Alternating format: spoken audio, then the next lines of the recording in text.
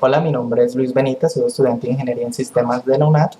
Actualmente estoy en el curso de evaluación de software, en el grupo número 15, y en este video vamos a ver sobre la ISO 9126 y el concepto de métricas. Para entrar de lleno al concepto de métrica, primero debemos definir lo que es una medida y una medición. Una medida es una indicación cuantitativa, o sea, un número que representa una cantidad, una escala, una dimensión, o unos alcances de un atributo de un producto o un servicio. Luego tenemos el concepto de medición, que es el acto de medir, acto de determinar una medida, de comparar, de establecer entre un rango un valor exacto para el atributo que se está estudiando. Por último llegamos al concepto de métrica. Es una medida, y recordemos que una medida es un número que representa una cantidad.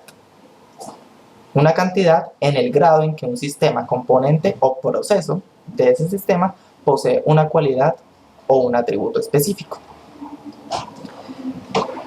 Llegamos entonces a lo que es la norma ISO 9126, un estándar internacional para la evaluación de la calidad de software. Justamente la ISO 9126 se basa en métricas.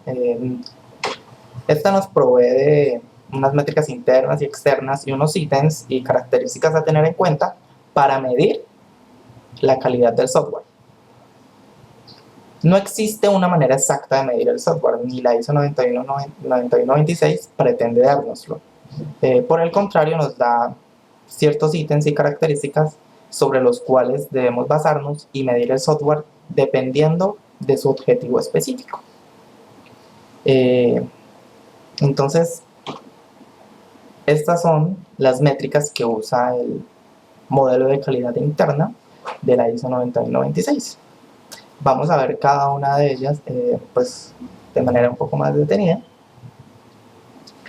Entonces, empecemos con lo que son las métricas de funcionalidad. Para hacerlo un poco más didáctico, yo hice un ejemplo en manera de pregunta para cada una de las métricas y pues para no repetir tanto la bibliografía que se encuentra en internet. Entonces, en cuanto a la métrica de funcionalidad, responde a la pregunta de si se satisfacen las funciones implícitas y explícitas requeridas en el software. Es decir, todas las funciones que yo necesitaba, que yo le dije al software que tuviera, o al creador del software más específicamente, existen. Para ello se evalúan los siguientes ítems. Una adecuación, es decir, la capacidad del software para brindar funciones que cumplan con los objetivos de tipos de usuario especificados. El usuario final, pues a fin de cuentas, es quien debe probar el software y este debe adaptarse efectivamente a sus requerimientos. Dentro de la exactitud se evalúa pues, específicamente qué tan exacto es el software para procesar de manera correcta los datos, pues dentro del margen aceptado de precisión para el objetivo específico que se desea lograr. En cuanto a interpolaridad, se mide la capacidad de interacción con otros sistemas pues, necesarios en el proceso. Generalmente siempre vamos a necesitar de otro software para culminar efectivamente los objetivos para los que ha sido creado el software. Y la seguridad, tanto para evitar los accesos no autorizados como para evitar las fugas de información. Por último tenemos el cumplimiento funcional, que se refiere a la capacidad del software para adherirse a normas, a legislaciones y estándares internacionales. Todas las métricas cuentan con este ítem de cumplimiento. A partir del próximo pues no lo vamos a saltar porque pues se refieren en realidad a la misma cosa. Tenemos métricas de fiabilidad. Responde a la pregunta de si el sistema mantiene su nivel adecuado de operación en las condiciones establecidas, las condiciones para las cuales ha sido creado y desarrollado. Entonces, primero se mide el ítem de madurez, cuál es el porcentaje de fallos que tiene el software, ya sea ocasionado por él mismo o por su integración con otros sistemas. En cuanto a la capacidad de recuperación, hablamos de la habilidad del software para recuperarse después de que un fallo sucede. Tiene que ofrecer un nivel de desempeño aceptable después de estos fallos y pues mantener los datos a salvo. Luego hablamos de la tolerancia a los fallos. ¿Cómo responde el software cuando se presenta un fallo? Por ejemplo, si insertamos mal un dato o una fecha, el software se arruina totalmente o simplemente pues reacciona de una mejor manera a este problema sin perder los datos. Por último, también tenemos cumplimiento de fiabilidad. Ya anteriormente habíamos explicado pues ese concepto en cada una de las métricas. En este punto vale la pena hacer pues un paréntesis para dar un ejemplo de lo que es la fiabilidad. Por ejemplo, no requiere la misma fiabilidad en un sistema de reservación de vuelos que pues para un sistema de registro de usuarios en un gimnasio.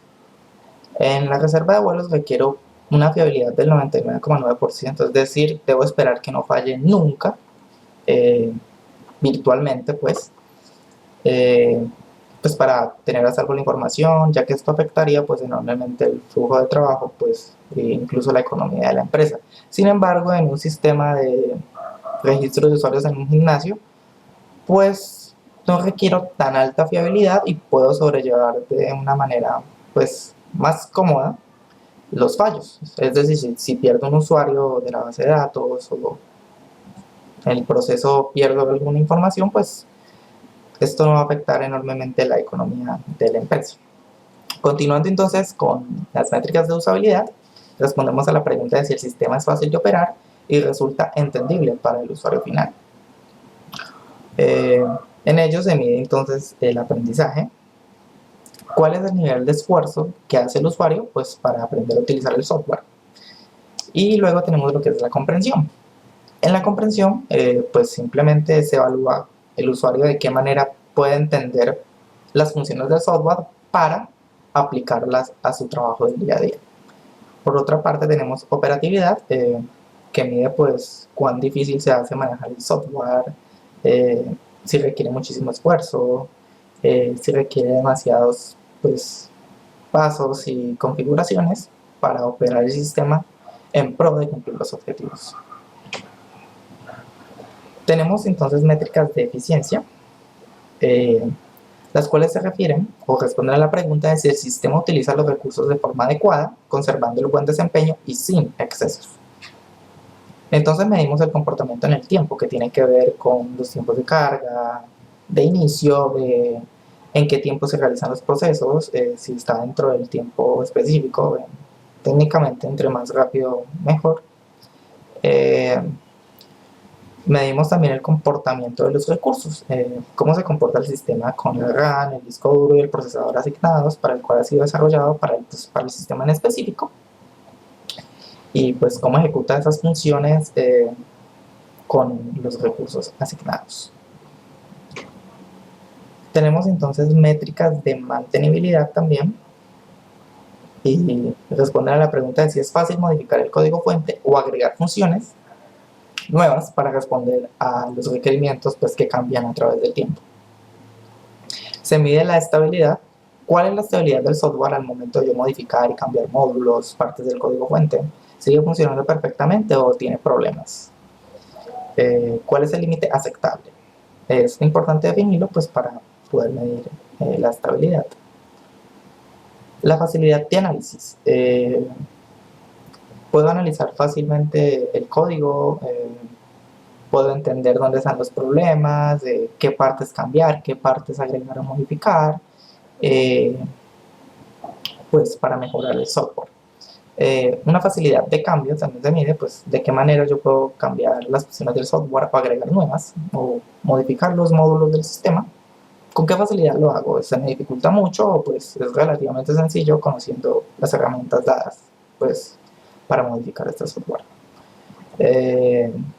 Tengo también una facilidad de pruebas. Cuando yo hago un cambio, ¿con qué facilidad yo puedo probar si ese cambio está bien? ¿Cómo responde el sistema ante estos cambios? Si me permite realizar pruebas que no afecten directamente el modelo de negocio o sin que entre a generar grandes fallos en el sistema. Tenemos métricas de portabilidad también, que responden a la pregunta de si el sistema o cualquiera de sus elementos puede ser portados de una plataforma a otra sin mayor esfuerzo, un sistema operativo, entre otros.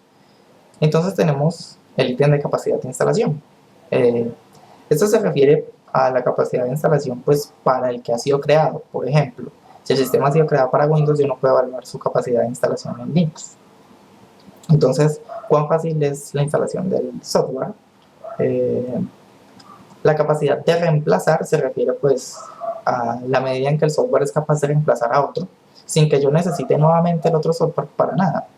Tiene que reemplazarlo completamente. Pues sería el punto más alto, ¿no? En la métrica. La coexistencia mide pues de qué manera el software se relaciona con otros, compartiendo recursos, su nivel de desempeño con otros software en el sistema operativo. Tengo también el ítem de adaptabilidad, pues con el que se adapta el software a los entornos específicos para los que ha sido creado. Debe adaptarse sin necesidad de terceros, solamente con las herramientas que el mismo software provee. Es la idea que se adapte solo con esas herramientas y no con software de terceros. Por último tenemos las métricas en calidad de uso, que responden a la pregunta de si el usuario se siente bien y seguro con el sistema y logra los objetivos para los cuales fue diseñado el software. Eficacia, el software cumple el objetivo, lo cumple bien, perfecto, a cabalidad, sin ningún otro problema. ¿Cuál es el nivel de eficacia alcanzado? Productividad, el software me hace ser más productivo, más rápido, mejora mis tiempos y procesos de producción. La seguridad, esta seguridad se refiere no tanto a la seguridad de datos, sino a la seguridad del entorno, del ambiente. Es decir, el software no va a generar un fallo grande en circuitos o sistemas que pueda ocasionar un incendio o algún problema pues, para la seguridad de todos los individuos dentro de la organización y también pues, para las instalaciones, ¿no? Y por último, la satisfacción. ¿Cuán satisfecho se siente el usuario pues, de tener el software, de usarlo y pues de contar con las funciones que él mismo pues, solicitó al crear el software? No es más, eso es todo. La verdad es que es un tema bastante extenso, pero pues espero que les haya servido como una pequeña introducción. Y pues muchísimas gracias. Si quieren conocer más, pueden consultar en internet, van a encontrar muchísima información. Hasta luego.